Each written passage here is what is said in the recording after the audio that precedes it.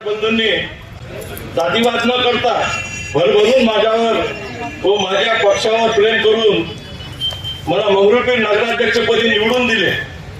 मला जनसेवेची संधी उपलब्ध करून दिली. मी माझ्या या पुढील कारभार करताना व माझा तुमचा असा भेदभाव न करता निवडून आलेल्या सर्व नगरसेवकांना सोबत घेऊन शहराच्या विकासासाठी कटिबद्ध आहोत. मंगरुळपीर शहरातील करदात्या ग्राहक नागरिकांच्या मूलभूत सुविधा पूर्ण करण्यासाठी मी आपणास हमी देतो. शेवटी शहरातील नागरिकांनी दिलेल्या संधीचं सोनं करणं हे माझी जबाबदारी आहे. बंधूंनो, आता निवडणुका पार पडल्या. मला भरभरून लोकांनी मतदान दिलं.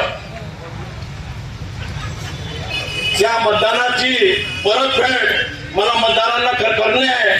मी इथल्या कर्मचारी स्टाफला सर्वांना सांगतो की आज नगर परिषदने सुरुवातीला बॉडी नव्हती पण आज इथं बॉडी आहे. आपलं सर्वांचं सहकार्य मला अपेक्षित आहे. आपण सर्वांनी मला सहकार्य करावं. माझ्या नगर परिषद मधून कोणी दुखी होता कामा नये असं मी आजच्या प्रसंगी सांगतो कर्मचाऱ्यांना. तो आम्हाला काम करायचं आहे. शहरातील बऱ्याच योजना आहेत, त्या योजना आपल्याला मार्गी लावणं आहे. शिवसाहेब करू शकत नाही. तुमचं सहकार्य मला अपेक्षित आहे.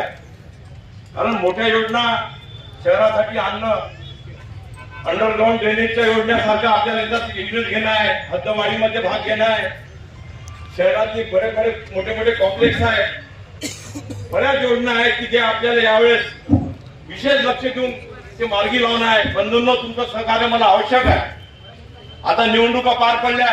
आपल्याला विरोध म्हणून कोणाचाच करायचं नाही आहे. आपल्याला राजकारण करायचं नाही आहे. आता एक वेळा निवडणुका झाल्या, लोकांनी निवडून दिलं.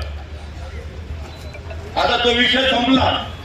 आता लोकांच्या सेवेसाठी आपण काय करू शकतो तेवढंच आपल्याला करणं आहे.